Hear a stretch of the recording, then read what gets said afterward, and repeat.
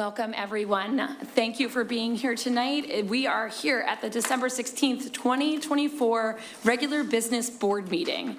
This meeting is available via Zoom webinar. It's also going to be live streamed and is being video recorded with sound for public broadcast. The Board of Directors believes it is in our best interest and the best interest of the students of this district to hear comments from district residents and taxpayers. An opportunity will be given later in the meeting for public comment, both in person and through the chat feature.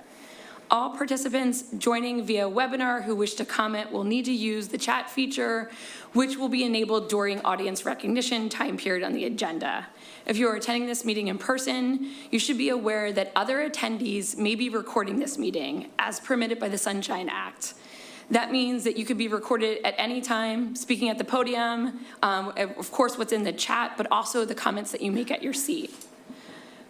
We feel it's in the best interest to hear from everybody, so please be mindful when you come to the podium or you're in chat that you always want to be able to share your full name, what area in the district that you're coming from, and your limiting factor will be 3 minutes because it is a public board meeting.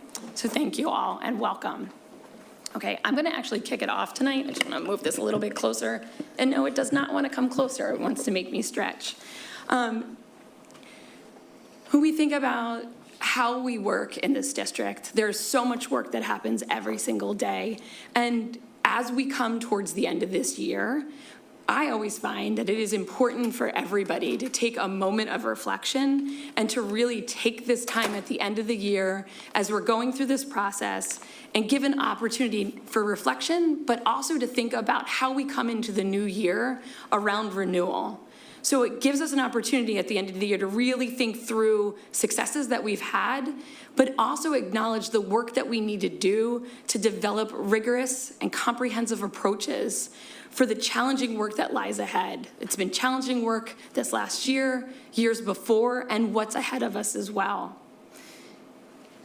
In a central way of kind of thinking about how we reflect, I've been asking myself these 2 core questions.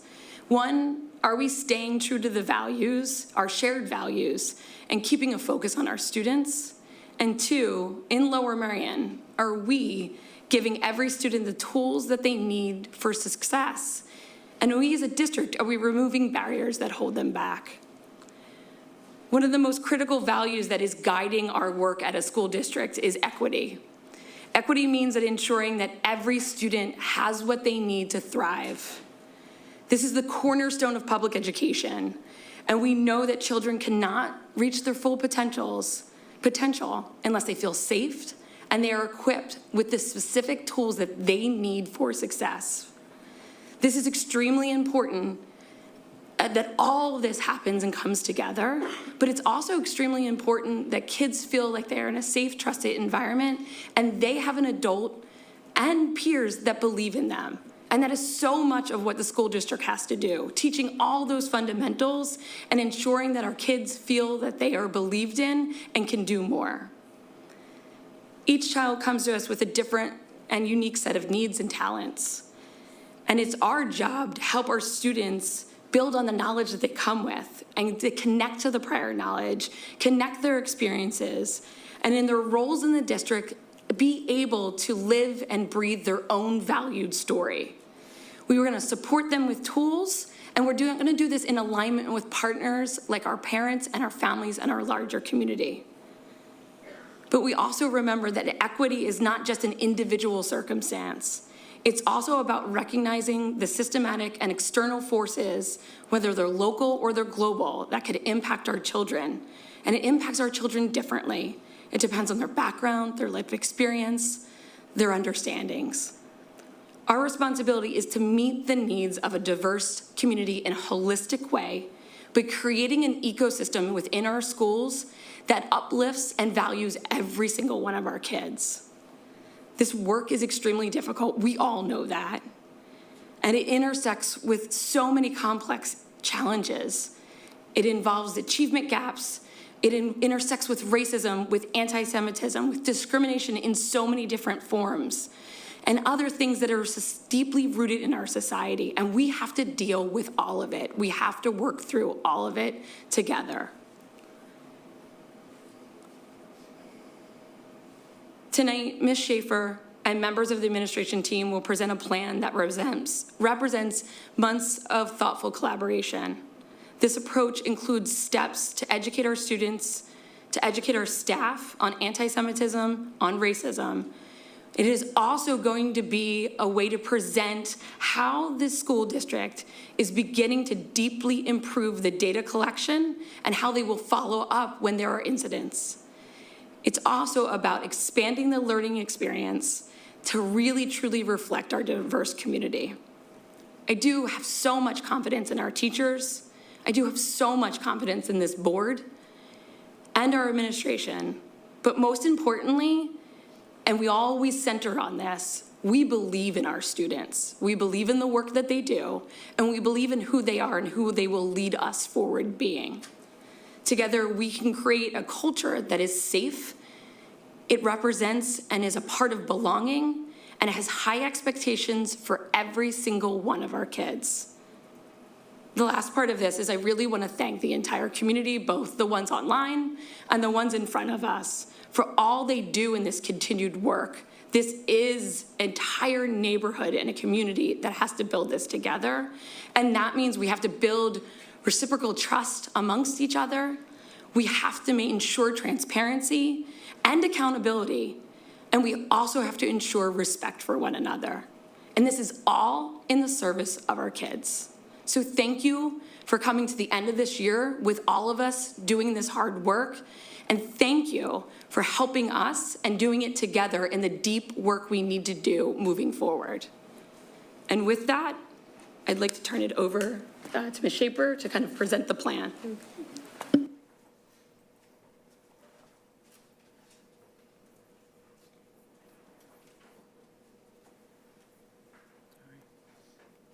Sorry, Megan, there's a pop-up.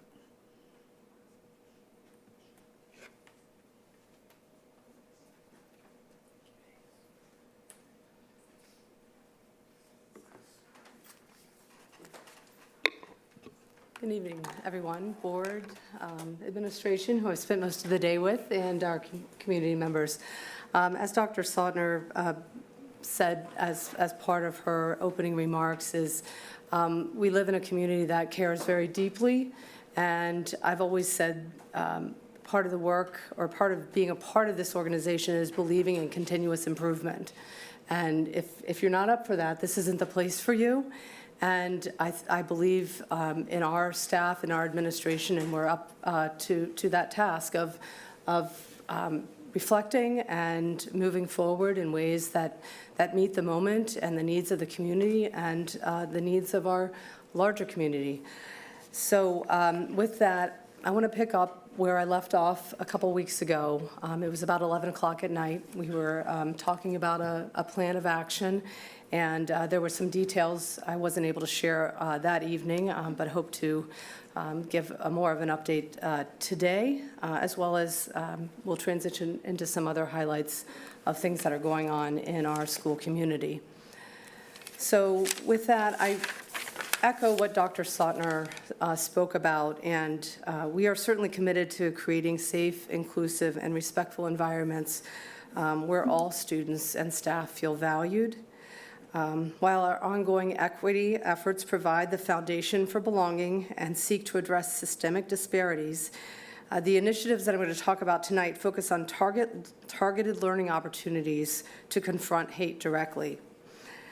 These efforts build on strong systems already in place, which emphasize kindness, respect, and community. By aligning new initiatives with existing structures, we ensure our approach is intentional, effective, and sustainable. Through these learning opportunities, excuse me, is it okay to say I'm nervous about this moment? Okay. It's a lot for all of us, I think, and we're all, I'm just going to call out what I feel like I need to say. We're all waiting for the change to happen that will make us all feel good, right? And I'm not here to deliver that tonight, but I'm here to talk about the next steps that I think we can take together as a community, and I hope that we're all open to that next step. So thank you for letting me say that in this moment. so I can continue and hopefully feel a little more relaxed to get that out. Through these learning opportunities, we aim to equip our school community with the tools to identify, address, and prevent hate in all forms, fostering a culture where every individual feels empowered to contribute to a positive and supportive environment. So I'm going to go into some details about these learnings that we hope to share as a community and as students, as staff. So again, just as a picture of what's in my brain, we have equity that lays the foundation for belonging, that we're going to have some targeted learning opportunities to expand cultural understanding and address hate directly.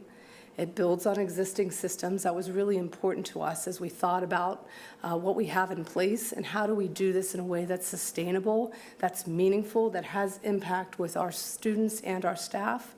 And so ultimately our goal is to, as always, empower our students and staff to continue to celebrate diversity as well as identify, address, and prevent hate. An overview of the learning opportunities I'm going to touch on tonight involve students and connections with the Weitzman National Museum of American Jewish History. We're going to talk about school climate through No Place for Hate designations and what that means. Talk about data collection. Dr. Sautner talked about that and ways that we can improve our systems so we have our own ability to track this in more real time for administrators, for staff, but also to share out at intervals with our community to allow for greater transparency around these types of incidents. Our staff training, it was important for us to partner with outside organizations and also listen to the voices of our teachers, and that's still in process. But we're doing that, again, intentionally to ensure that those learning opportunities are meaningful for all of our staff. And because of that, will be meaningful for our students. If we equip our staff in ways that are positive and purposeful, we believe that will have outcomes for students that do the same. And then finally, we'll talk a little bit about some future thinking opportunities as we look at our curriculum review cycle. So first, just to take a little bit of a deeper dive into engaging students through local partnerships, one of the things that we've been doing under our strategic plan for a while, but more intentionally beginning in the 2019-2020 school year, was to partner with local organizations so that we could build collaborative efforts in connecting experiences like field trips to our curriculum. Field trips are great, but oftentimes they're one-off events that happen and kids get on a bus and they're excited about that and they remember just the ride, right? That's what they remember of the experience, being on a bus, especially if they were just walkers all their lives. So we work to find partners with local institutions that will co-create curricular experiences with us, and that may mean connecting to an on-site visit, meaning a visit at the institution, and also potentially and ideally opportunities for the institution to bring our artifacts to us.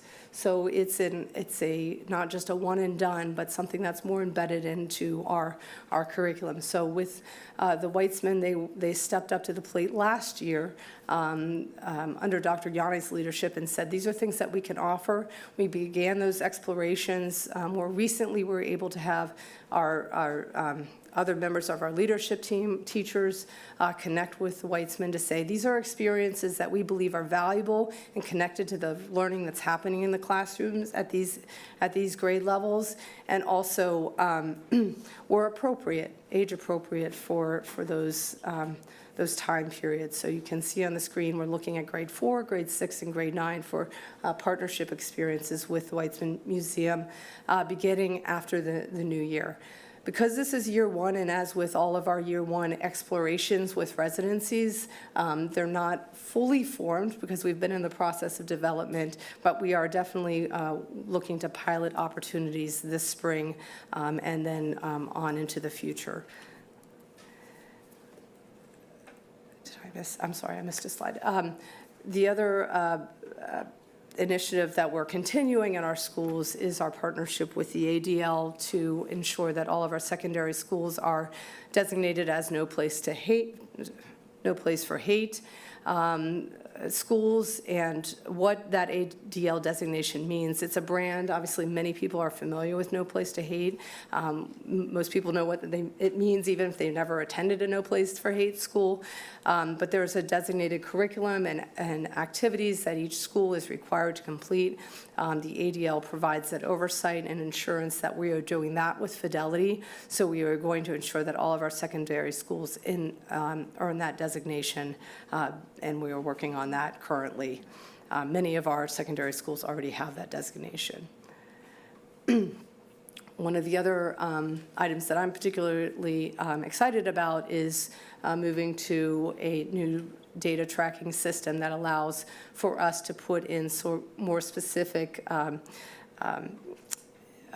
targeted categories so that we can collect data specifically around hateful speech, hate speech, hate incidents, and be able to drill down a little bit better in real time so that we can respond in real time in a more targeted way. For example, if we start to see trends across buildings, what are the ways that we're addressing those trends depending on what the type of behavior is. But we also, again, can then present back to the public in a more easier way and more regular way with the board's support that information. We are also, again, working with local partners to develop a series of learning opportunities that we can then continue to expand on with these partners. Ideally, are all on board with the plan beginning in January with specific targeted instruction around anti-Semitism, and then moving into the civil rights movement and contemporary racism, as well as the art of civil discourse. I want to take a moment just to share that I believe deeply in our staff in largely committing to this work and have committed to this work. In fact, we know that the incidents that occur often involve staff intervention and recognizing that when hate happens, what to do and where those situations that need investigation and outcomes that our staff is equipped to handle those situations. We also believe in the moment. I think, just using myself as an example, we are at a moment where there's a lot of reason for us to sit down and figure out, what does civil discourse look like? What does it mean in our classrooms? How do we teach our students to do that? How do we model that and equip our instructors and our teachers to do this at the highest level? Not because they don't want to do it or can't do it or aren't already doing it, but I think there's always learning that can happen, and especially in this moment, these topics are of particular relevance, and I believe that we are a learning institution, and we should always be looking to refine the tools in our toolkit in service of our students. So together with these partners, ideally, we have staff leaders that are also going to be part of the feedback loop to ensure that the staff learning that we're delivering is informed by our staff feedback, which is our typical protocol. We also see future learning opportunities to exist in our normal curriculum review cycle, where we can take a look at, for example, our social studies curriculum and identify whether there are other partners, such as Facing Our History and ourselves, to inform our work and bring new ideas and resources to the conversation. So that is something that is happening on an ongoing basis. We, in our CCOB, Curriculum Committee of the Board, can talk a little bit more about what those cycles look like and how we embed outside support in thinking about how we update the curriculum that way. I'd also just want to note that there are ongoing examples of where we promote awareness when we experience something like a rise in anti-Semitism. What are the ways in which our organization responds? These are just examples as it connects to anti-Semitism. Last January, we had training for administrators. We had lessons for students in March, and we also, discussed Jewish American Heritage Month activities, because I also want to say it's not just about stamping out hate, but in terms of in service of equity and belonging, it's about ensuring that our curriculum and moments like a celebration of Jewish American history, Heritage Month, is bringing awareness, and we have representation in those moments. So it's ensuring that our students are seen in what we celebrate and in our curriculum. And so those are all types of opportunities to ensure that not only are we addressing anti-Semitism from the standpoint of, stamping out hate, but also ensuring that representation is of Jewish identity is represented in our curriculum and in other spaces. So we've also had changes to our policy, or more specifically our administrative regulation as it relates to the definition of anti-Semitism. We continue to have ongoing discussions and collaboration with community partners, as well as generally our ongoing efforts to, above all, promote kindness through fostering belonging and inclusivity for all.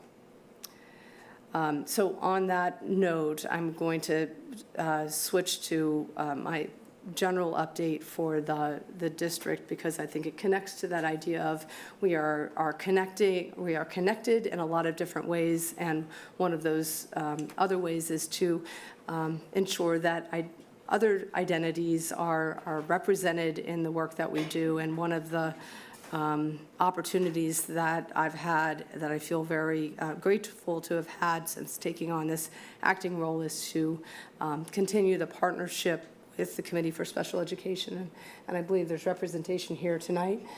Thank you, Kara Herman, for being here, and also the support that you've given to us to develop this guide for families, but it's also for everyone regarding special education and related student supports. We know that sometimes is a complicated topic, and we have partnered with CSE to develop a parent and family-friendly guide that will be introduced after the new year through a two-part parent series, and we're excited to do that. Also, a tremendous shout out to Kimberly Frazier and the Special Education and Student Services team, who invested a lot of time in supporting the work and updating and making sure all the links were linked to information that was still good and valid on our website. So more information is forthcoming, but I just thank everyone, and I think it's a great representation of work we can do together.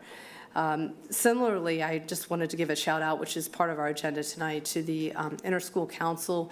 They spend many hours thoughtfully considering grant applications by our teachers, and our teachers are wonderful and submit all sorts of innovative, creative ideas to engage our students, and are considered for these many grant opportunities that benefit ultimately our students in our classrooms. So I thank ISC, and we'll talk about that in a minute. And let me not forget to mention just something that's a little more student-centered in its application, which is Computer Science Education Week.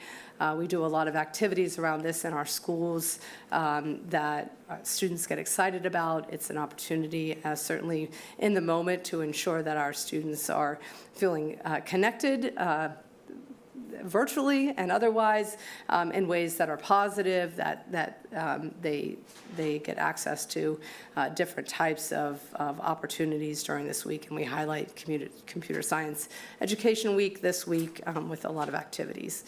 And then finally, to take it to another, topic tonight. I feel like I'm a bit jumping around, but wanted to make sure that we provided this update tonight, which is about the high school partner school plan. We had promised this. I had personally promised that we would give an update tonight to those that may be impacted by this.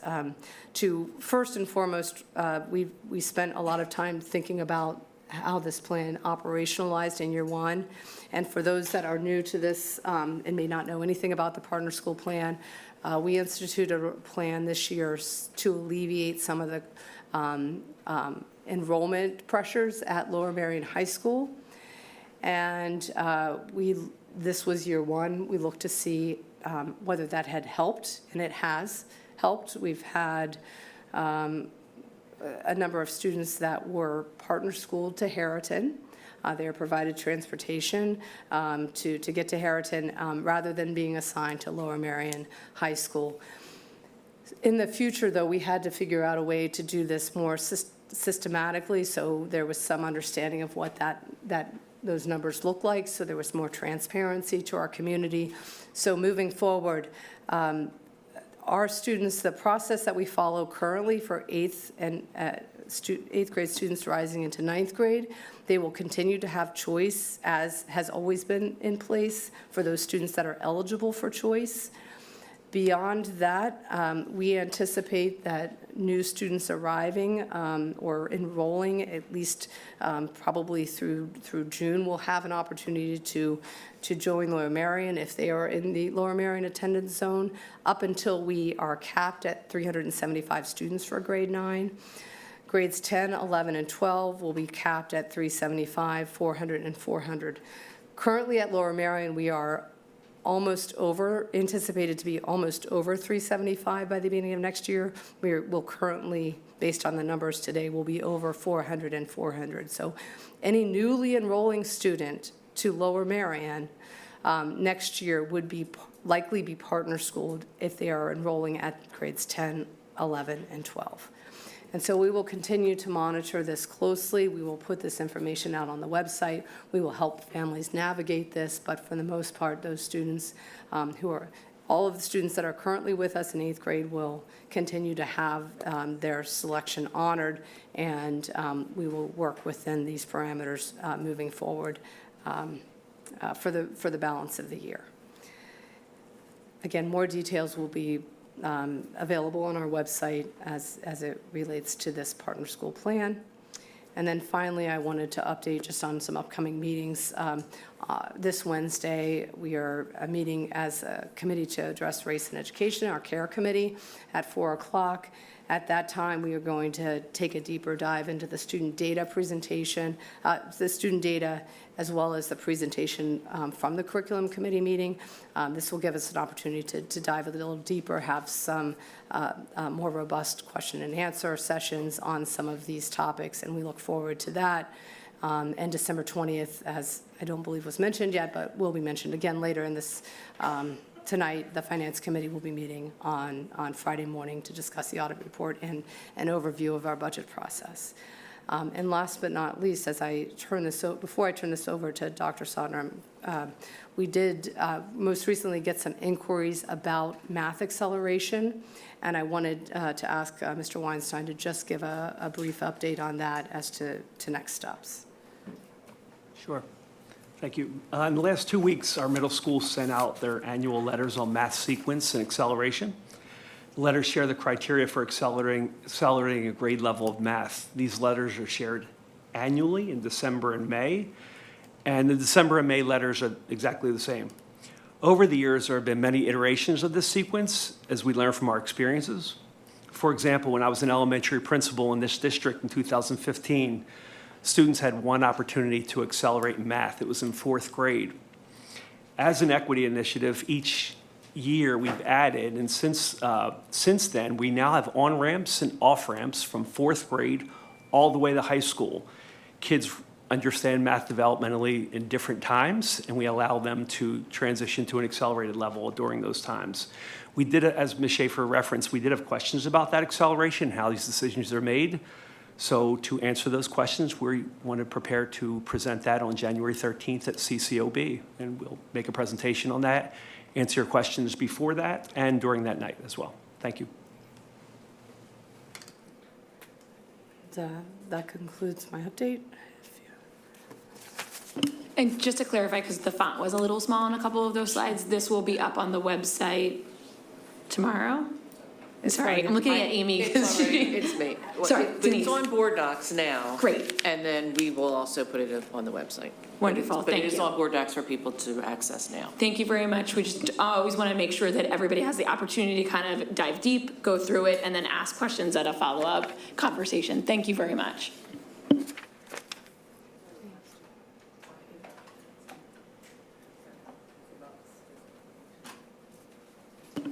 Okay, Megan. Anna has a question. I have a question about what you presented, Dr. Weinstein.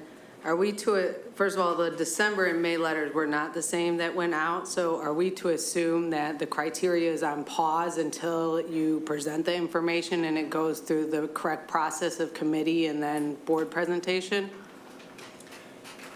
In a school year, not a calendar year, the December and May letters are the same. The math team of the math supervisor, the middle school principals, the math content leads, and the math supervisors have been responsible for putting the criteria together annually, as I shared, has changed. And that's what they put together this year.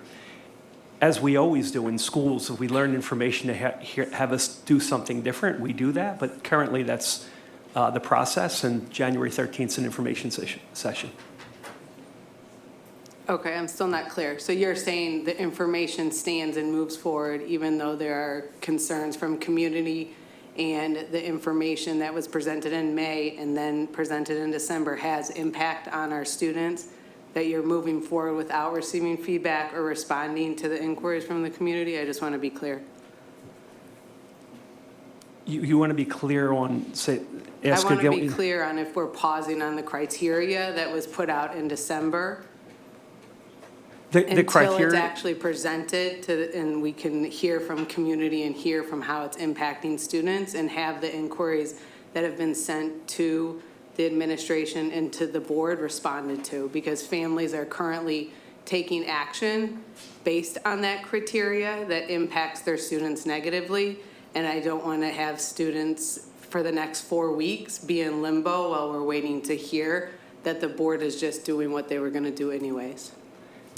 in fairness and respectfully, like every decision we make in education has different interpretations for that. Ms. Schaefer just presented something that the community is going to have very different reactions to. We went through the same process we typically do. What I would share is we're available for questions along that. In short, there was one database criteria added to make accurate decisions on placement, and that's what the math people have added to that process. It's a diagnostic, which is something that we take note to make sure we're making informed decisions. So that's what they went with, is the diagnostic to make sure they're making accurate decisions. As the process has always been, there's always dialogue about it to make sure we're making proper placements for kids.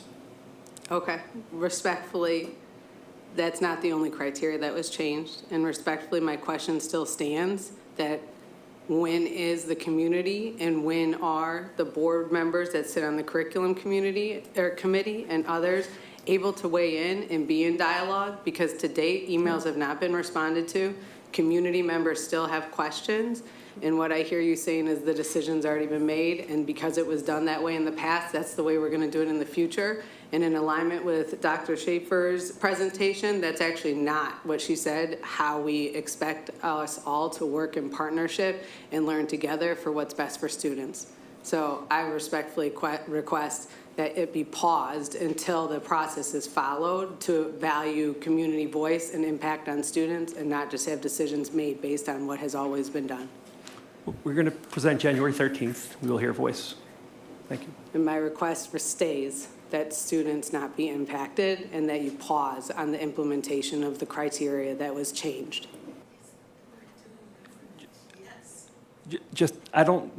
I'm not sure, and I'll let this go. I'm not sure how they're impacted right now. The decisions aren't made until May. Because the criteria was changed, students and families are currently now scrambling and taking additional actions, trying to figure out what they need to do differently over the next 4 weeks. And so over winter break. And so what I'm asking is, until there's a conversation and the information is presented and concerns are addressed and actually considered, not just said it was the way that it was always done, so we're doing it anyways, that you and the administration make a statement that we will pause on any implementation of the changed rubric. That is not just a diagnostic. It's also cut scores that were changed on that rubric until it follows a process because of the concerns that have been presented. That's my request. I understand.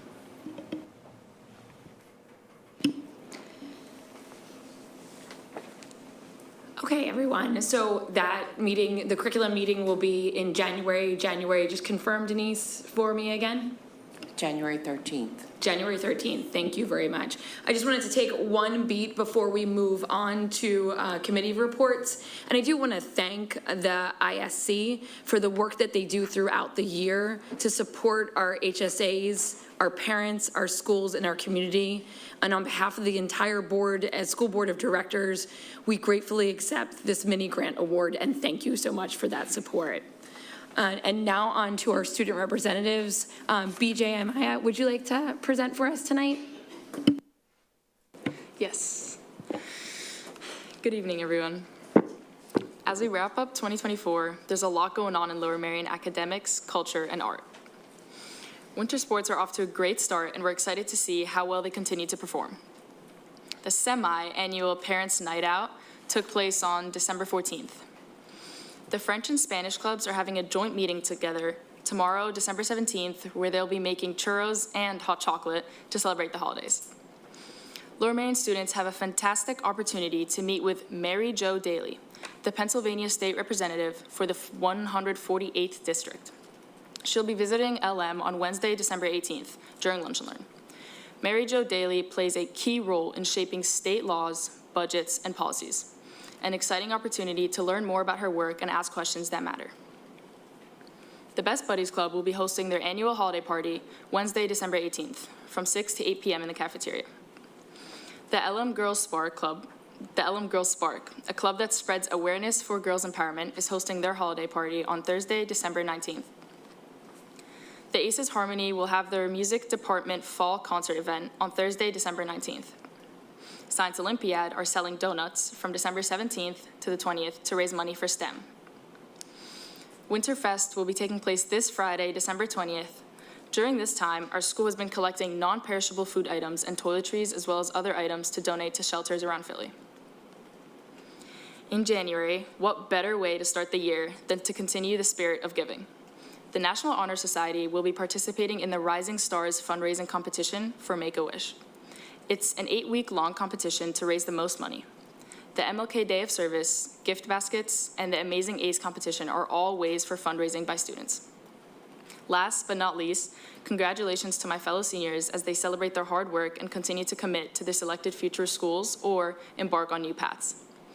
Next week is winter break, and we cannot wait. Happy holidays and Happy New Year to the Lower Merion District community. See you in 2025. Thank you. Thank you. PJ? Hi, good evening, everyone. Thank you for having me. My name is BJ Uzel, and today I'm going to be speaking to you about some of the things that are happening within Harrington High School. To start things off, earlier this month, Dr. Harrington began holding its events sponsored by local restaurants in Bryn Mawr and the surrounding area in preparation for their big event happening in February. This year, Dr. Harrington is benefiting the Lower Merion Township Fund and the Jersey for Kids Foundation. We look forward to seeing Dr. Harrington's performance later this school year. Shout out to our 2 VEX robotics teams that had a competition Saturday, December 7th, one team making it all the way to the finals and the other team winning the skills championship altogether.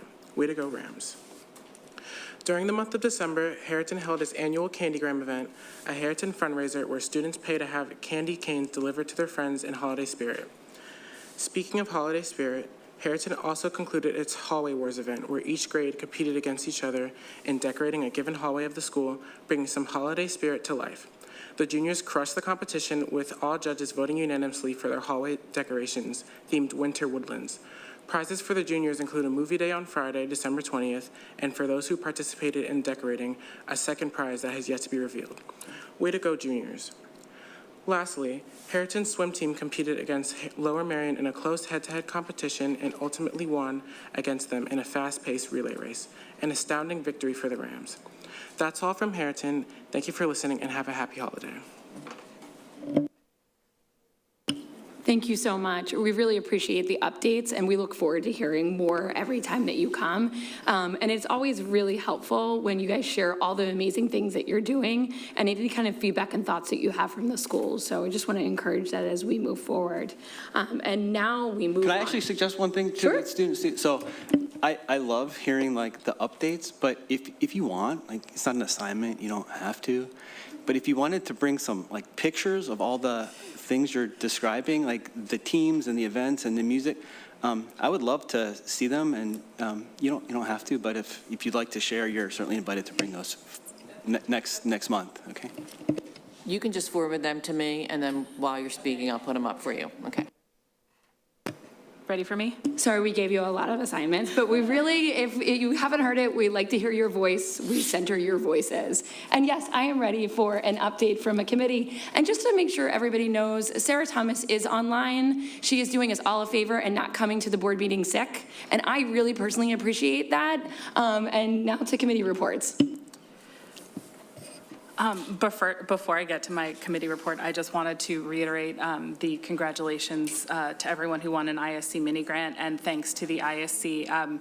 In particular, I wanted to shout out, just give everybody a real feel for how much these actually connect, and shout out Mrs. Murphy at Kinwood Elementary. Both of my kids have gone through similar programs to what she's receiving a mini grant to, and this is expanding her reach, and she's doing fantastic work teaching kids to code robots, and it's just a fantastic experience, and the kids really love it and her, so congratulations to everyone, but especially you, Debbie. So the curriculum committee for this month, we first talked about, had a presentation on PLCs, which is professional learning communities, and we talked briefly about how that sets up our teachers for collaboration and excellence, and gives them a real opportunity to troubleshoot any problems they might be going to with their students or their instruction with their peers that are in a really similar position. And it also allows for greater consistency across classrooms and school buildings. Then we moved on to our data report. I'm going to give a very brief summary of this, but I really want to encourage anyone that has interest in the detail of this to go ahead and watch the video of our meeting and or review the presentation notes from that. First, they denoted that the PSSAs and the Keystones are achievement exams, and the PVAS data is the PA Value Added Assessment System, which measures growth. So we have two different sort of systems, and they're exams that are administered on different subjects and different grades. Overall, depending on the test and what assessment and grade level you're looking at, Lower Merion outranked or outperformed the state average by 25 to 40%. We had a really good participation number in the district this year. We had 96% of our students participating, and our results were pretty much indicative of statewide trends. So data was reviewed by grade and subject. Groups that were historically part of an opportunity gap were reviewed in greater detail with disaggregated data.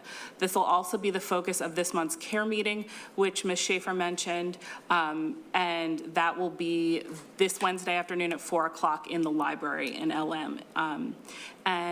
Yeah, again, I would really encourage you to go and review that data yourself. There's a lot of really interesting information available for everyone. The next meeting of the Curriculum Committee of the Board will be Monday, January 13th at 7 p.m. in this room. Thank you. Thank you very much. And so for December 12th, Facilities and Purchasing Committee meeting, Jason, you're going to do update? Thank you. Good evening. So we had a very busy and very productive facilities and purchasing meeting. We had about 20 or 25 people in the community that came, and which was wonderful to see, and continue to encourage more and more people to come out. We discussed the list of bills. We also discussed that we are going to be replacing 11 diesel buses over the next year. The roof replacement of Ballackinwood Middle School is starting this summer because of some issues. So we're going to do half the roof this summer when the students aren't going to be in session, and then the remainder of the half will be done the following year. We also started some discussions about Harridan High School as well as Lower Merion High School, that both those roofs are going to have to be replaced in the coming years as well. We did get an update about the field between Ballackinwood Middle School and Kinwood Elementary School. that was surveyed a couple months ago, and came back that to redo the field would be somewhere between $300,000 and $400,000. And for the track, it would be somewhere between $400,000 and $500,000, keeping in mind that that is a shared space between both middle school and the elementary school. Next steps on that, we were looking to initiate discussions with stakeholders, so that would include the principals and the staff at both Kinwood Elementary School, as well as Ballackinwood Middle School, the track team, and the community as well, to get input as to where we go from there. And then we also had a brief update about the playgrounds, that the administration had put together a list prioritizing the playgrounds based on age and based on need. And we're working through that to get a little bit of a better understanding. That will be shared with the community as well. And we hope to, at the next meeting, start talking about also from a facility standpoint, district-wide, like security assessments that that should be done district-wide. Our next meeting is scheduled for January 23rd, and we encourage everyone to come out and attend. We'd love to see the community there, so thank you. Thank you very much. And at this time, we will hear public comment. If you would like to speak at tonight's meeting and have not signed up yet with Ms. LaPera, please do so now. The format for public comments in person or online is you always share your full name, the area of the district that you live in, and you remember either in person or online, you're limited to 3 minutes. So for those of you joining us via webinar, the chat feature will now be open, and you will have 10-minute timer appear in your screen. You can submit your comments and or questions via the chat feature. Ms. LaPera, do we have any in-person comments for tonight? Yes, we do. Alexandra, I think it's Orifit? Sorry. Elam Deckel, Omar Deckel, and then Adrian Seltzer. Good evening. My name is Alexandra Parfit. I live at Ardmore, and my daughter attends Penn Valley. I'd like to thank the Lower Merion School Board, the staff, and the teachers for their tremendous job they do every day.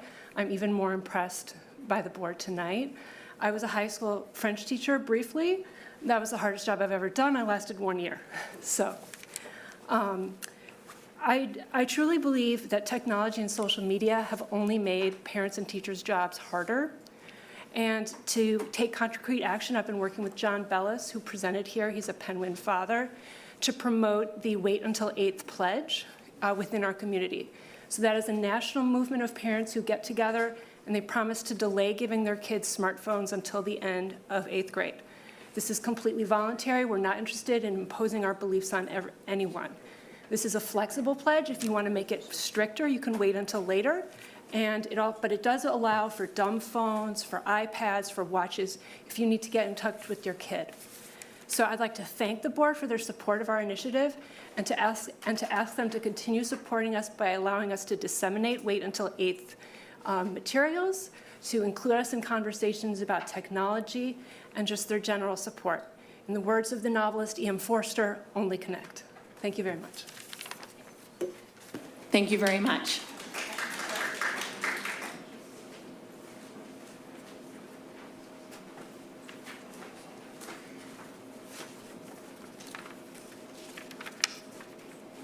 Hi, good.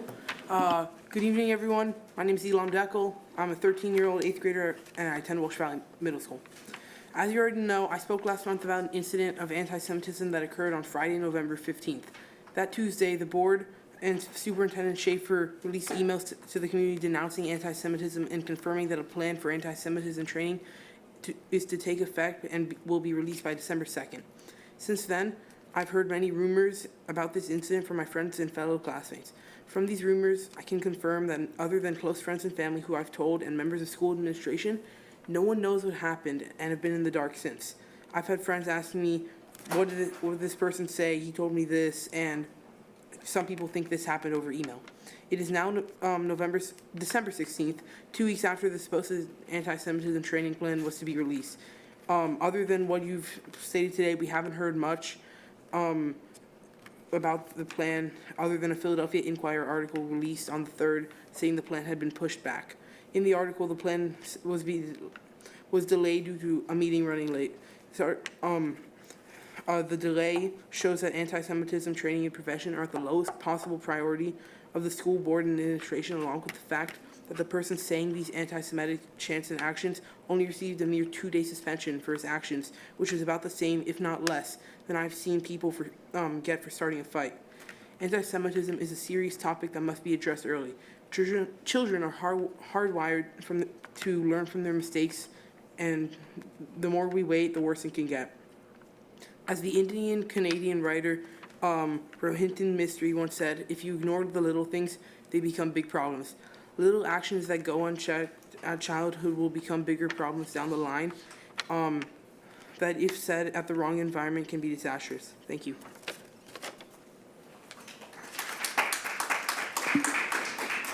Thank you. Want to respond really quick? Elam, I would like to appreciate, I'm sorry, I'm going to get worked up. Excuse me.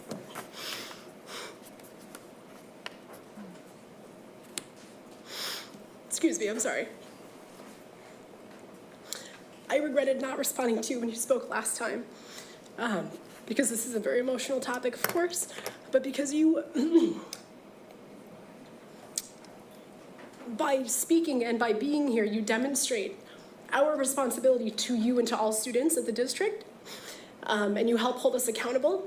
And I'm only speaking for myself here, but I apologize for what's gone on.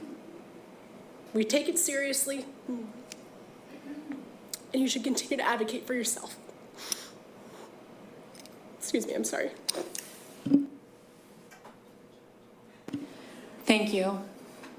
Hi, everyone. Omar Dickel, Elam's dad. I have a very well-rehearsed speech, but he stole my thunder. So I'm going to give you a different version of what I wanted to say here. First of all, I want to thank you all for, after what happened to Elam, your email, and the superintendent, and Scott as well, denouncing anti-Semitism. I think it was well-warranted and very vital to do. But Elam just said, like the way Elam just said, it was addressed by the school board, it was addressed by the superintendent. The student got 2-day suspension, and that's it. My request from both the principal and the superintendent is to have a conversation with the students. Explain to them why it's morally important when something bad happens to denounce it and move on. Not to ring a student in front of everyone and say what he did was wrong, but to talk about what the uncomfortable things, talk about them, explain why they're wrong, and how we can move on from there and learn.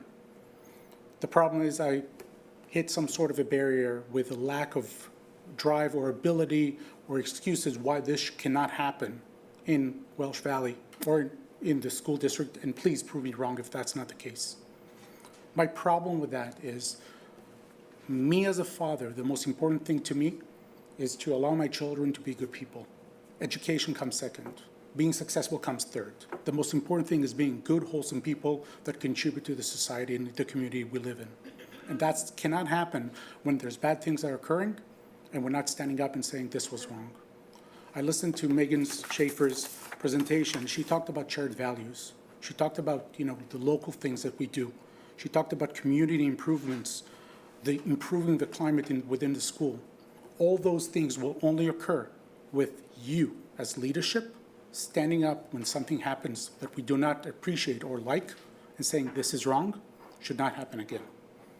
Thank you. Thank you.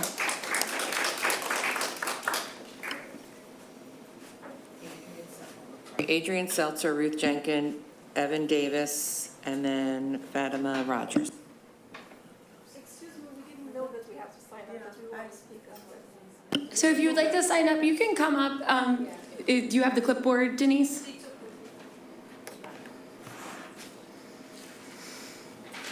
So if you haven't signed up, feel free to sign up there. Some people come in late, they don't know what to do. You can send them to the front. Give everybody a second to sign up. And if you didn't hear my 13 announcements on this, it's about 3 minutes. Just tell us your full name and the area of the community that you live in, and Adrian will demonstrate for us in a minute. Happy to do that. Okay. Hello, Adrian Seltzer, Wynwood. Saturday was the NAACP Mainlines Branch 95th Freedom Fund Luncheon. It was wonderful to have the support of the community and the JCRC of the Greater Philadelphia Jewish Federation there. Thank you to those of you in the community who supported us. The speeches of the JCRC president and the award recipients were inspiring. They reminded us that we are not alone in our fight for fairness and acceptance and the importance of community. I want to thank President Sautner for her attendance and her support. I want to remind all of us also that nothing is perfect. No organization, no committee, no person. Be assured that if you participate in the work of bringing the community together, the community and our district together, towards the values that President Sautner and Superintendent Schaefer have presented, and not nitpick or throw verbal grenades because it isn't exactly what you want. They should have gotten back to you, though. We will succeed in making Lower Merion School District live up to the standards we all value. So I'm calling on all of us to step up and work to create a stronger community where we all feel valued. And I want to thank you, Anna Sherrock, for voicing your concerns and holding administration accountable. I think a lot of people in the community don't know how the school board works and the hierarchy. School board is governance. You're supposed to be holding administration accountable. And I think in many years past, that has not been happening. And I really appreciate you showing leadership there. And I hope that the administration understands that the board is the governing entity of Lower Merion School District. From Superintendent Schaefer's report, I see that she does. Thank you. Thank you.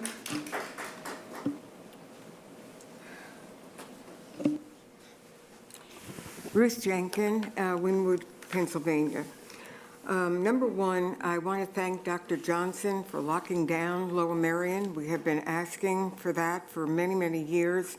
So the students don't wander out at lunchtime to change their cars. With regard to the shooting in Wisconsin, I had warned him that this is a possibility if the students are wandering out into the street and coming back into the school. We have a safe high school. As far as the anti-Semitism and anti-racism is concerned, I think our curriculum needs to be changed. We have a curriculum that is too academic and doesn't involve real experiences. And we had talked previously about a humanities program where history and literature and music and art are all working together so we can watch something like Schindler's List and talk about what happened, where we can watch 12 Years a Slave and talk about what happened, where we can read Elie Wiesel and we can read Nat Turner and we can listen to music and art and see the value in all the people and show that there is, a commonality amongst everybody. I also think that assembly is an important thing where we have a group of students coming into a building, into an assembly format, and watching role-playing. What does anti-Semitism look like? What are the possibilities of it look like? What do we do about it? What does anti-racism look like? Some of these students don't even know what they're doing or what they're saying or how it hurts. And I think that we've been putting it under the rug for a very long time, and I think it's important that we bring it out into the future, into the present, actually. we're asking the teachers to trickle down information as opposed to just giving the information directly to the students. And I think that that's where we have to spend a lot more energy. Thank you. Thank you. Maya? Hi, Evan Davis from Valley Kinwood. I'm here not to rehash the various examples of anti-Semitism that have happened over the past year, but rather to address the district's response, or really lack thereof, to not just these incidents, but all forms of verbal hatred and physical violence that have occurred over the past several years in this district. In an email addressing one of the more recent examples at Welsh Valley, Acting Superintendent Schaefer said in an email to the community that, quote, hate speech of any kind is not tolerated in our schools. But let me be clear, anti-Semitic speech is tolerated within Lower Merion School District. And words to the contrary are no more than lip service, because this district has persistently shied away from taking any meaningful action against students who perpetuate hatred, whether through their words or in some cases acts of physical violence. The district's focus on restorative practices has proven woefully inadequate, and students have no fear of any meaningful consequences for their actions. Indeed, the presentation that was given just earlier today, the words consequences or discipline were said 0 times in the entire presentation. We saw this writing on the wall over a year ago when we elected to remove our children from this district and educate them elsewhere, a difficult decision which we came to reluctantly after moving to Lower Merion based largely on this district's reputation. And sadly, our thoughts at that time were prescient in that these issues do not appear to have improved. This district is, for the second time in 3 years, being led by an acting superintendent who has never worked a single day inside of an actual school building, and overseen by a board with certain members who have no shame in publicly espousing views insulting to this township's Jewish community. And while this board purportedly feels, as it said in a recent email to the community, that students must, quote, feel safe to learn, safe to grow, and safe to lead, the actions of this district, not the words, the actions, have given a very different view. With children no longer in the district, I am not here for any self-motivated reasons, but rather only to highlight what none seem to fully appreciate. Actions speak louder than words. And the district's collective actions or lack thereof have created an environment where hateful speech and physical violence are allowed to persist. I sincerely hope this board will reflect on what has been allowed to transpire over the past several years and begin to take actual, meaningful steps to finally right this ship.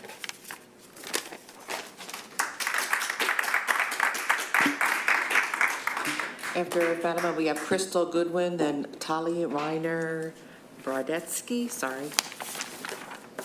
And then Renee, is it Renee? Okay.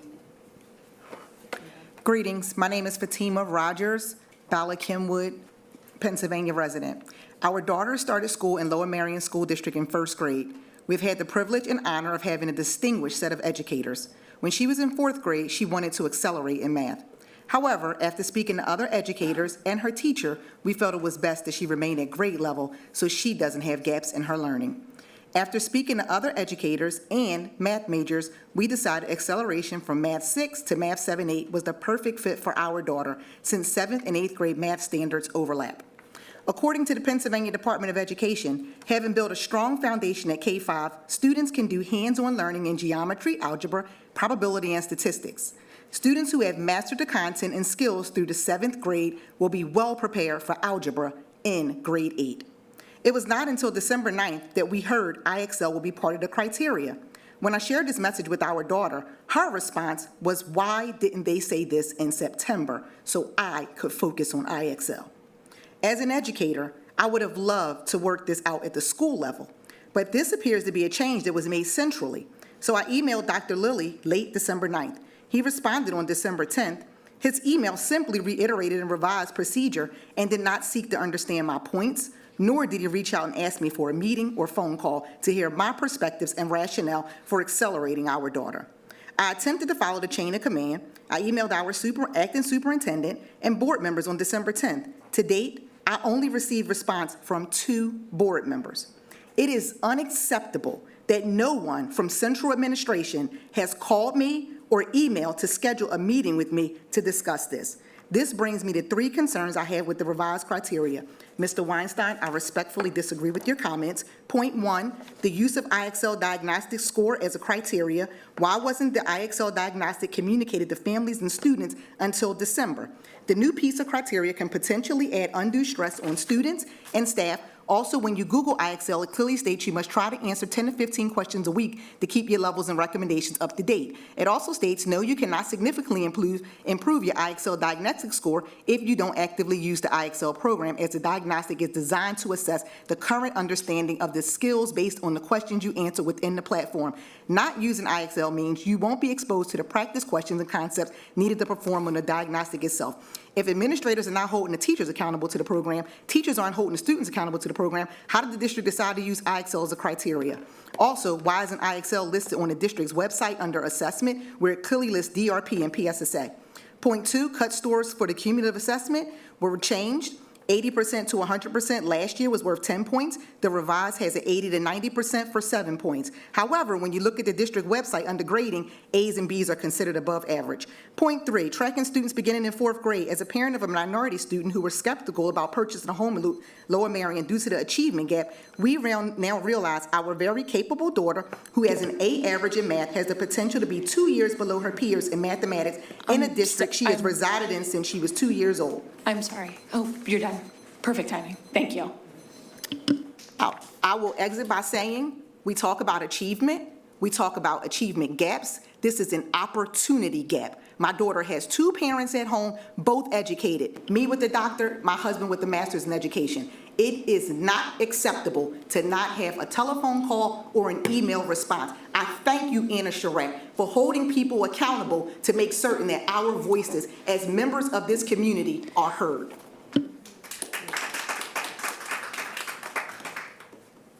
Hi, I'm Crystal Goodwin. I live in Ardmore, and I will follow up on the criteria.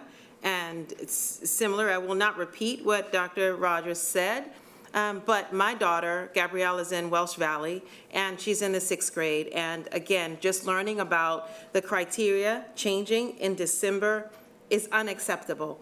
I work in pharma, I work in corporate. We set goals, we achieve the goals. That's what I try to set with my daughter. So if I know what the goal needs to be, I help her achieve it. If I'm just learning about it in December, now we're scrambling during the holidays. I'm thinking about college. She's in 6th grade. She's not thinking about college, but I want to understand the learning plan. I need to sit down with educators.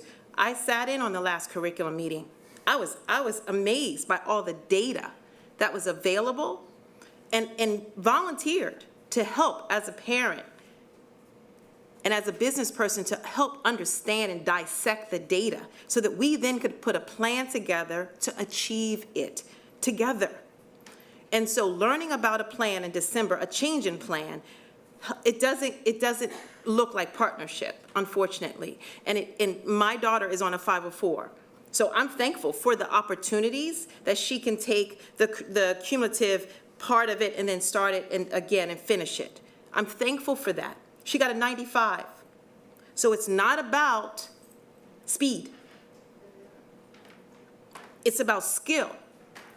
So I don't want my daughter to be a part of that achievement gap or opportunity gap because she's now behind the 8 ball learning about IXL. Now, fortunately, today, for the first time, she got homework, IXL homework. Is that because 2, 3, 4 emails went back and forth in the last couple weeks? Why is she just getting emails? I mean, a homework assignment. So I just want us to work as a partnership, a team. As decisions like that are made mid-year, it doesn't help us close the gap. And that's what I would like to do, is be a part of the solution and solve the real problem. We heard about opportunities. When you think about the data and all that culture is wrapped around the achievement gaps. If someone's not given opportunity, therefore they're not a part of the community, then they're excluded. there's more socioeconomic challenges that we're creating, not solving. Thank you. Thank you. Hi, my name is Talia Reiner-Brodetsky from Penn Valley. I came to this district 6 years ago with my 3 children. We chose to live here because we were very excited and we heard amazing things about the Lower Merion School District. And my kids really love to learn, so we really appreciate the Lower Merion School District. But unfortunately, for the past few years, my kids have experienced multiple anti-Semitic attacks. And to the point where they don't feel the belonging that you're all talking about. And this happened before October 7th, but this really, blew up after October 7th.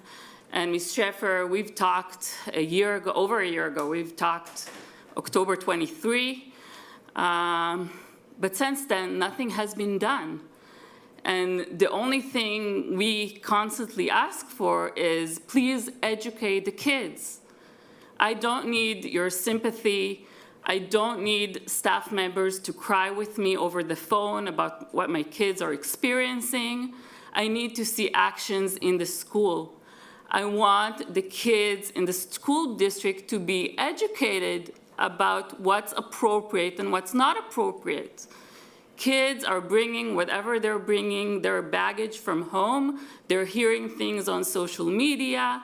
I don't know where, but this comes out at school. And when these topics are not being addressed because teachers are not comfortable addressing them, then we have a serious problem. This can't continue to be ignored. I mean, at this point, I'm thinking about taking my kids out of the district into a Jewish day school, and this is not something that I want to do. I want them to have the amazing education of Lower Merion. I want them to experience a multicultural school. I don't want to live in a Jewish school bubble. That's not why we are here. That's not why I brought my kids here. But this, constant, oh, we'll have a plan, we'll do something, maybe next year. I mean, yes, I'm glad that staff and teachers will maybe finally get some training next month. But when will the kids get training? Well, when they get proper training. Last year, there was an attempt to do something, but it was like a missed opportunity because the teachers really didn't know what they were delivering, okay? So get proper training for the students. Thank you. After Renee, we have Naomi Barton, then Liz Holzman, and I'm sorry, last name. I'm sorry, I can't pronounce this name, but. I think you had my name, Renee Rubin? Yes, Renee, you were first. I'm so sorry. I said after Renee. Okay, sorry. Hi, my name's Renee Rubin, Dr. Rubin. I moved here 40-something years ago, and what? Oh, Marion. I moved here 40-something years ago, and I feel uniquely able to discuss this from a personal. I have 7 children. I am a doctor.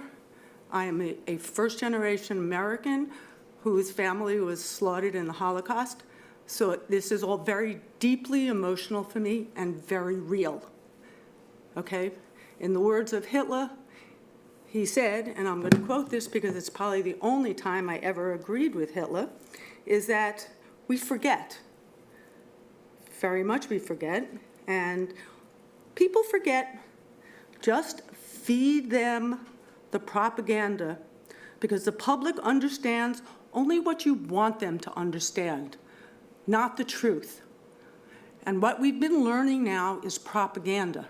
No, I didn't choose to be white when my mother came here with her family murdered. No, I didn't choose to be Jewish. I was born Jewish. That's who I am. Anybody's color didn't choose it. We came that way. We all come from different backgrounds. What I do know is what we are more alike than we are different. And if we can finally learn that it doesn't matter what color we are, what religion we are, we want the same things for our families. We want to get ahead. The only thing my mother and my parents were able to give me, who didn't speak English, was to tell me to go to school and learn and work hard. And that's what we need to be here for, okay? I just want to kind of bring out to you that if we don't do this together, we will be defeated. I want to remind the people that when there was in 1965 and all the issues with segregation, the person who walked with Martin Luther King were rabbis and Jews. The other people that were killed, we do this together. We need to get together, to stand together, not separate each other into silo that this is anti-Semitism, this is anti-racism. This is a together thing. I actually suggest, more so than this, if you want to watch something to bring people together, there was a movie called Where Hands Touch. Just as much as Hitler hated Jews, the next group of people that he hated were African Americans. We need to do something together to get rid of the hatred. The next groups may be the Jews, but after that, it may be someone else. And we need to stop this rhetoric of who's on first base of getting intimidated that day. This is an everybody problem, and we will all be erased if we don't stand together and stand strong. Thank you. Thank you.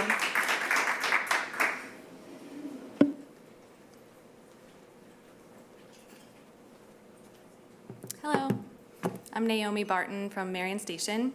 Hi, Dr. Sautner. I have 2 kids in Marion Elementary, and I am Jewish, and so I appreciate what a fraught issue this is for the board to contend with, and how much work you've done leading up till now to vet programs to facilitate anti-Semitism training.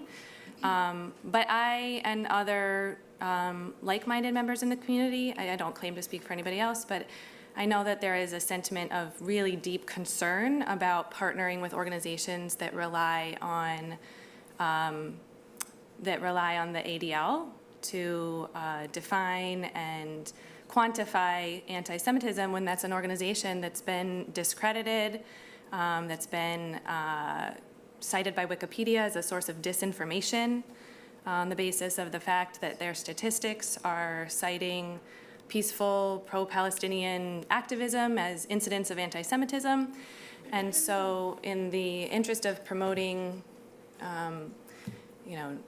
increase in knowledge and open discussion in our community with the ultimate goal of reducing hate, I think that organization is very problematic, and I think that JCRC's relationship with them and the Weitzman Museum's relationship with them is really highly problematic, and I really question our decision to disseminate this education that really could be based on misinformation, and also could be defining anti-Semitism as protected political speech. And so we know that there's been an effort to do that in the way that some of these ADL-affiliated organizations have addressed anti-Semitism.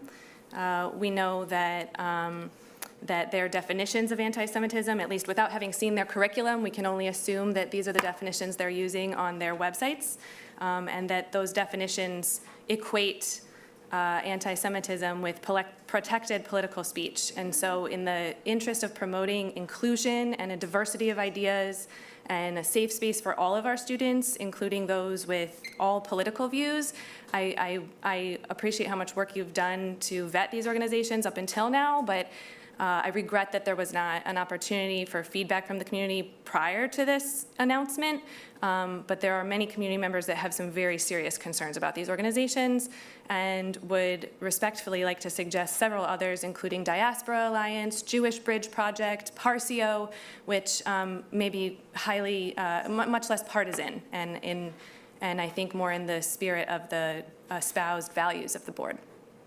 Thank you. Thank you.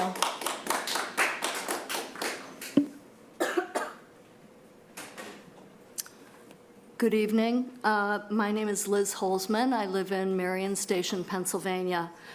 As the Jewish grandmother of 2 Lower Marion elementary schoolers, I am here to strongly object to the use of the IHRA definition of anti-Semitism as used by the Weitzman Museum and the JCRC.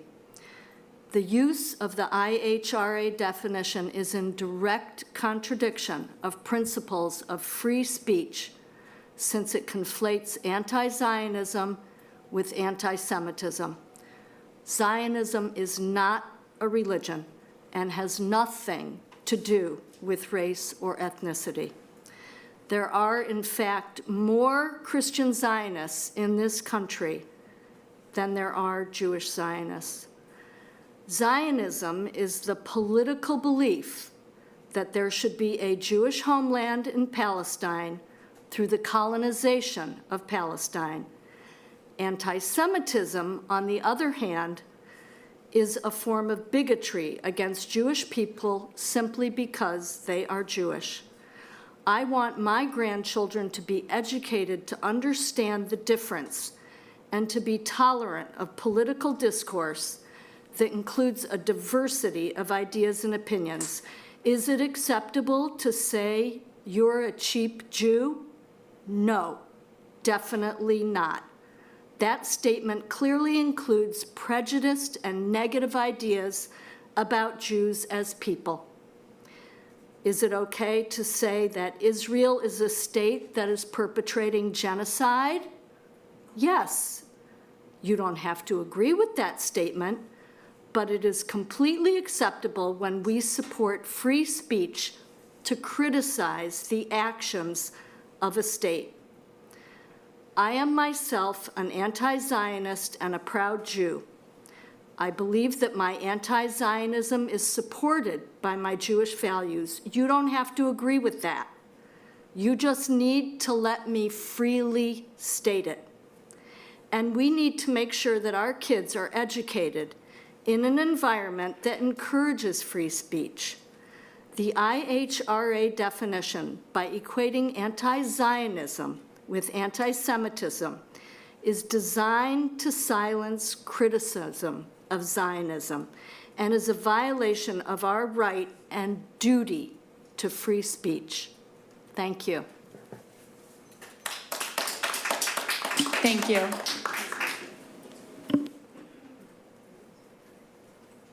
Hello, everyone. My name is Ihab Lamzabi. I'm from Gladwin. I have 2 kids, one in Black Rock Middle School and one in Harrington High School. I came here to express, my disappointment with the Lower Merion School District when it comes to the Islamophobic, anti-Arab hate events that have been happening in the school district. For a while, we have been complaining, but it seems that, the Lower Merion School Districts, hear the pain of some people, hear the complaints of some people, but not others. As Dr. Rubin said, we didn't choose to, we were born this way. We are Arabs, we are Muslims. As there are some black kids in our school districts, we all should be heard the same way. There shouldn't be like one community that should be supported, and kids should be trained to not have hate and racism against them, and teachers should be learned about that. But there is nothing that is done about Muslims. My kids personally have been called, terrorists, was called uncivilized Arab. Many kids in the school told him that all Arabs should die. A 9-year-old student who was with my daughter was also, one kid told her, you should die because you are Arab. Like very, very problematic comments that have been told, and the school district is aware of them, but we didn't hear anything about it. Also, when it comes to communications of the school districts, we felt sad because we are human with what happens on October 7th. But since October 7th, we are feeling more and more pain because of what's happening in Gaza and Lebanon. And the school districts decide to address the pain of one population, one group, one ethnic group, one religious group, but completely disregard other ethnic groups. And this is very wrong. We don't want discrimination. We are here, we feel equal to everyone else. Everybody is the same. The Jewish kids should be protected. There should not be any discrimination, no anti-Semitism.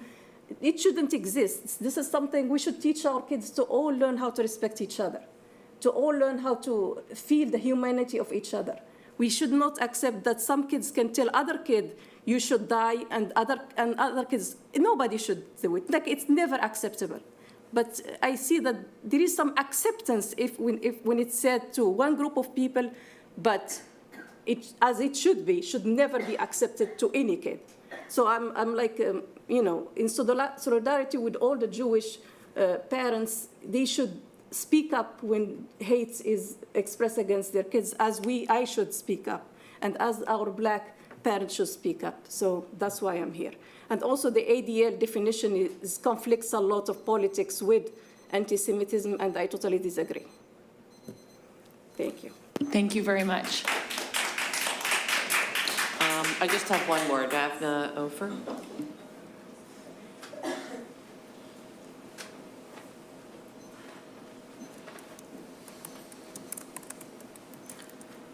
Thank you for letting me speak. My name is Daphne Ofer. I'm from Bala Kinwood. I have been in the district for 19 years. I have 5 children. 4 of them graduated already from Lower Merion High School. And my son is in Lower Merion High School, freshman. I can see the school district in a perspective of 19 years. And I can tell you from my own perspective how disappointed I have been over the years with the district focusing on academics, but not on the humanities side. I'm also Jewish, and I'm also Israeli. I came here from Israel, and I'm a proud Israeli, and I'm a proud Jewish parent. And I think that one thing that, I want to first thank you. I didn't prepare my speech, but I want to first thank you for wanting to accept anti-Semitism training. I feel it came too late. I feel we've been asking that for over a year now, since October 7th or a little after October 7th, and we're just starting it almost in a year and a half delay. But there have been anti-Semitism before October 7th. I have been in touch with Bala Kinwood Middle School DEI, Mr. Butler, about anti-Semitic cases there about 2 years ago when my son was in 7th grade, and nothing has been done. And one more thing that is very important for me is that you make sure to always clump anti-Semitism with hate or racism. You can't do it. I agree with the speakers before me that, instead of, just celebrating our diversity, celebrating our own, everybody, their own culture and background and heritage, we're dividing. We're not focusing on celebrating, it's just dividing, because, every time anti-Semitism is mentioned, immediately racism and hate speech is mentioned as well.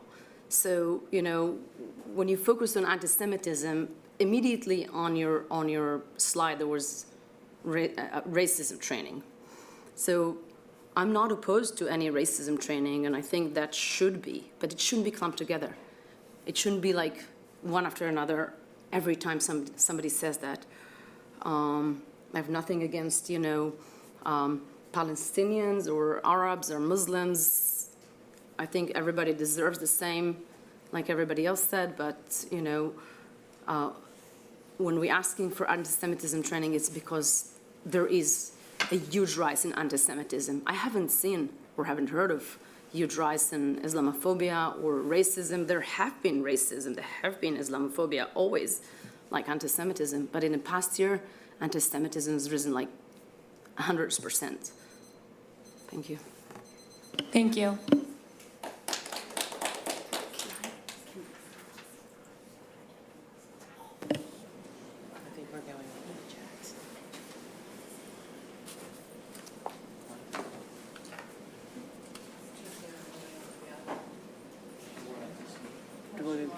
one more, or do you want to go moving to the chat? Go ahead, let her speak. That's fine. Yeah. Okay. You can come up now. Okay. I seem to always be causing problems. Okay.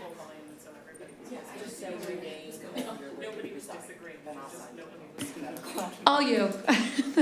Just still the same rules, but go right for it. I got those rules down finally. Holly Salzburg Duncan, Winwood. I didn't prepare anything. I really wasn't going to speak. And I do thank everyone for being here. And I am going to say to all of you, he doesn't belong. It doesn't. I'm sorry. It doesn't belong at all.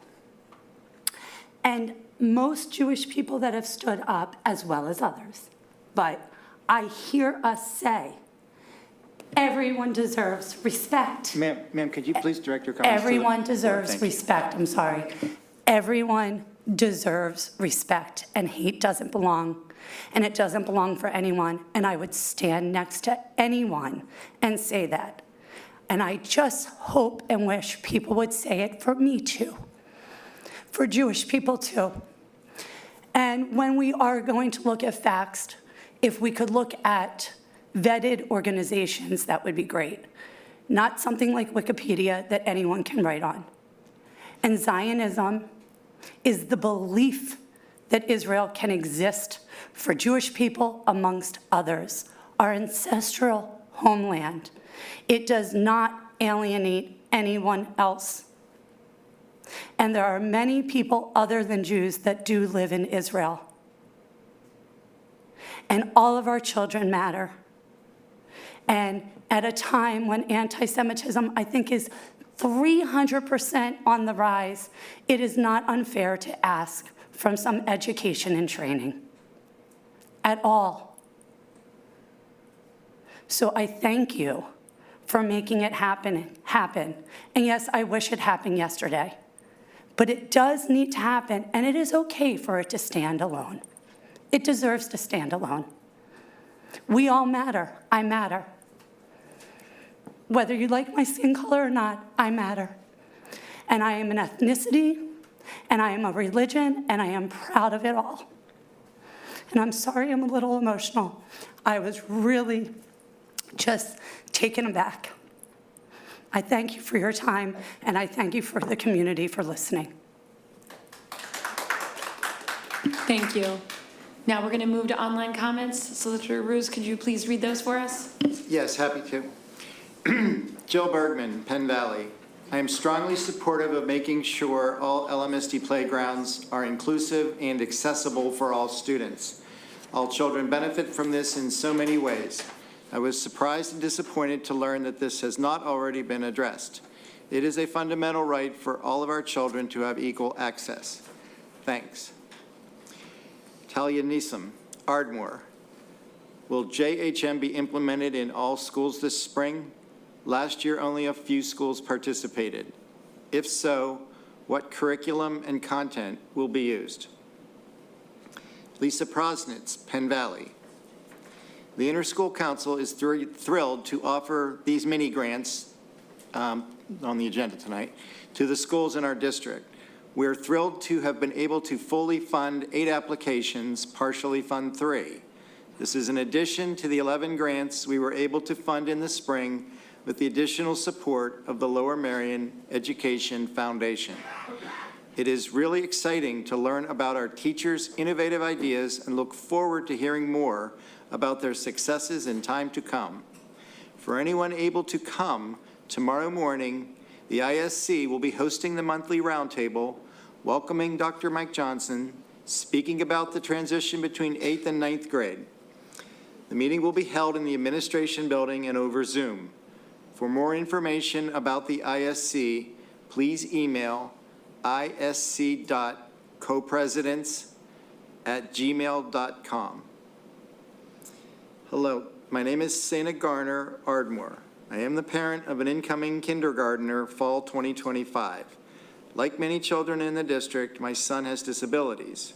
He uses mobility aids to get around. None of the elementary school playgrounds are wheelchair accessible. In order for him to have an equitable education, he needs to be able to play with his friends at recess. This includes the play structures and equipment having ramps throughout and the surface being wheelchair accessible. I attended the October Facilities Committee meeting where OPS presented the playground assessment. Since then, I understand that during a previous board meeting, the playground renovations were deprioritized. I would like to advocate for the need for accessible playgrounds. I would also like to inquire about the playground matrix. Do you know when this will be made public? Michelle Vessel, Gladwin. How will the data collection for anti-Semitic incidents be implemented? What is PBIS? Is an app you will use? Can parents see the info that will be used in the anti-Semitism training? How many training sessions of anti-Semitism will you provide for teachers and administrators? Will there be lessons for all students? Only grades 4, 6, and 9 will go to the Weissman residency. Why is anti-Semitism combined with NAACP initiatives? These are different initiatives and should not be combined. The result of combining them, even in your conversations, has already caused a divide in our community and will only get worse. Can we have a committee to address anti-Semitism in education? The definition of anti-Semitism adopted by the school district is not understood by all the administration, school board members, or teachers. Adopting it without understanding is not helpful. Why have you decided not to go with Stand With Us for training? It was approved by Dr. Yanni, but was not grounded in your framework. I have asked this question in emails and never received an answer.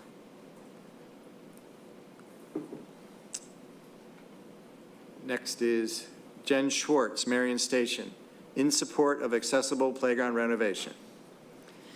Jerry Gordon, Marion Station. Rather than rehashing what happened at Welsh Valley, we should focus on the bigger picture, the district's plan to address rising anti-Semitism and hate speech. Kim Lippitz, Narberth. Will the Weitzman Partnership be for all students in those 3 grades, or, since you said a pilot, will this be just for select classes or schools? Also, will the school board have any anti-Semitism education? Encourage the district and school board to decouple anti-Semitism with every other form of hate. That dilutes the seriousness of Jew hatred as well as diluting other forms of hate. Esther Schwartzman, Bryn Mawr. Question for board, not superintendent. When will the board vote on CR-SE? Why delay a vote to eliminate racist and anti-Semitic guidelines? Superintendent Schaefer, I have requested to review curriculum relating to the 48 partition plan, including subsequent wars and Jewish expulsion from Arab countries. When will this material be provided? I was shown irrelevant curriculum such as the Invisible Boy and They All Saw a Cat picture book. This will not suffice. I have requested this from you 4 months ago. Why the delay? Jamie Baseman, Ardmore. As a community member, occupational therapist, and disability rights advocate, I want to ensure that playground renovations take into account the need for ADA accessibility for students who are wheelchair or crutch users. All students should be able to play with their friends at recess and not be left on the sidelines because the equipment is inaccessible to them. Thank you. Jill Altschuler, Marion Station.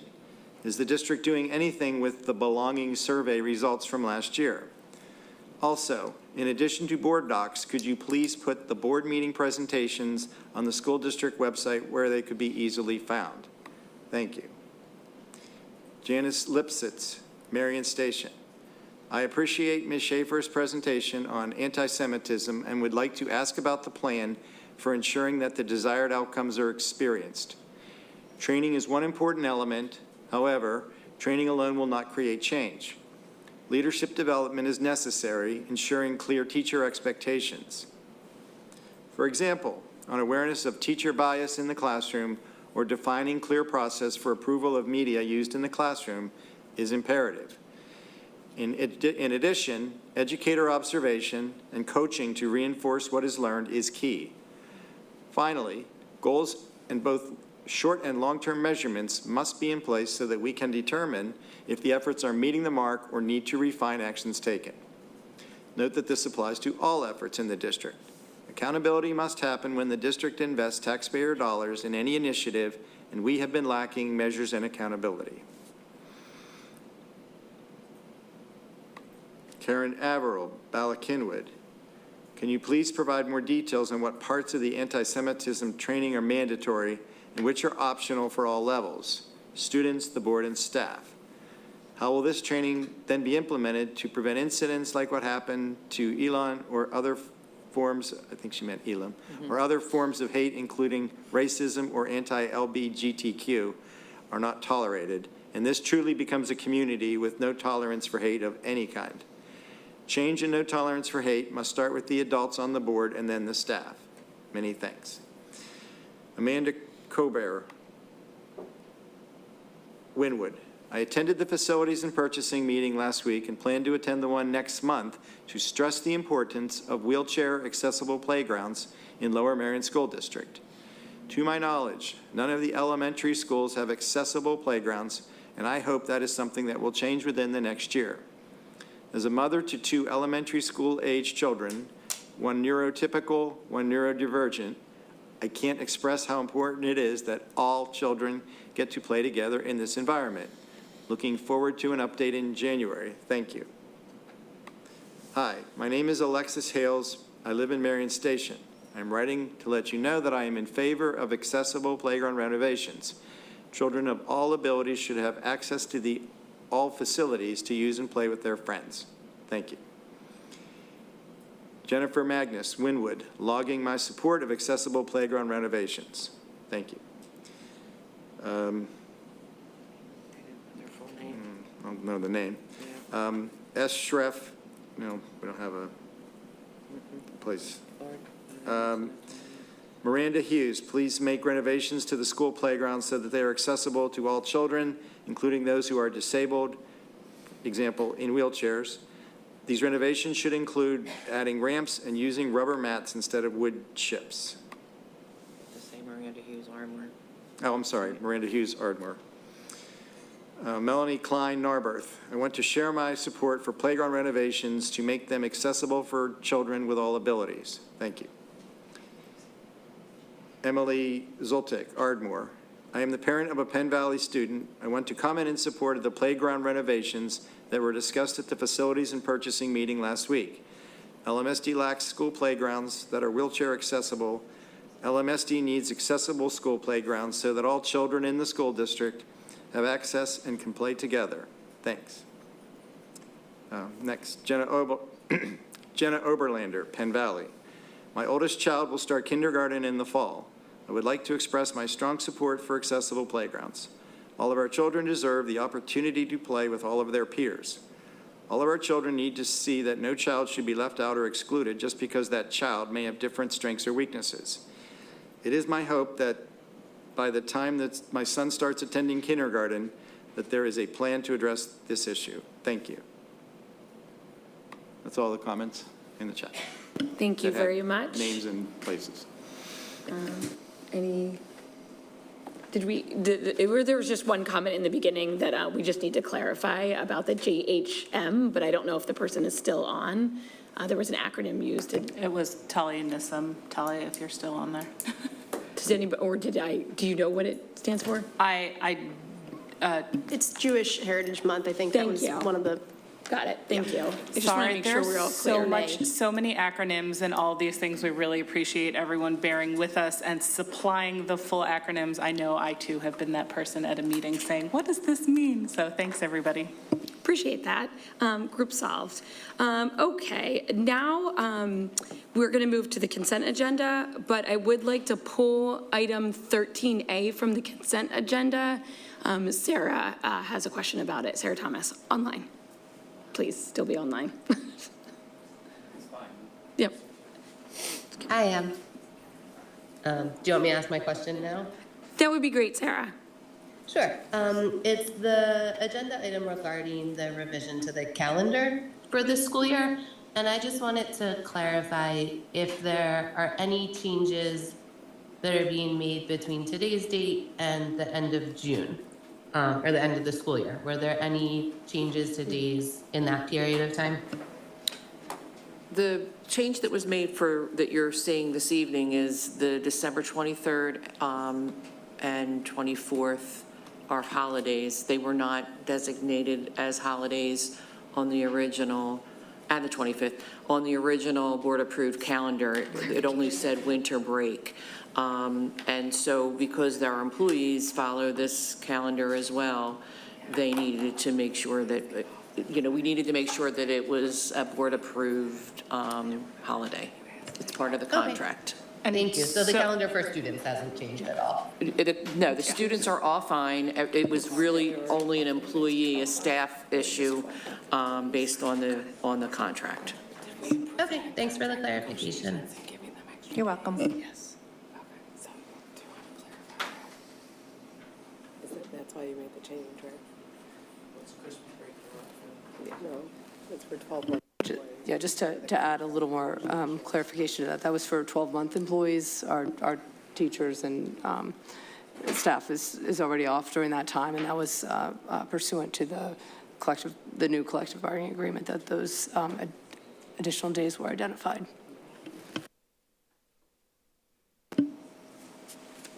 Okay, Ken, I'm sorry, do we have to approve that separately now since I pulled it? Can I put it back in? It's been put back in the consent agenda?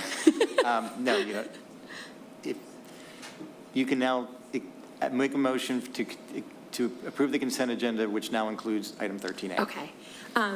Do I have a motion to approve the consent agenda, which now includes item 13A? So and moved. all the other items? So moved. Second. Thank you. Any discussion?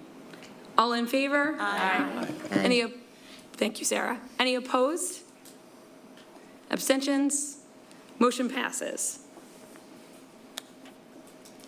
Okay. Mr. Ruse, can you please review the Sunshine Act? Yes, board met in executive session on December 2nd, 15th, and 16th regarding personnel matters. Thank you. Okay, so next meetings, the board meeting dates will be held in the DOA, this board room. 7 p.m. is January 27th, the regular business board meeting. Committee meetings were reviewed earlier. December 20th is finance at 8:30. That's in person. January 10th is policy at 9 a.m. January 13th is curriculum at 7 p.m. And January 23rd is facilities and purchasing at 12 p.m. via Zoom. And our meeting is adjourned. Thank you.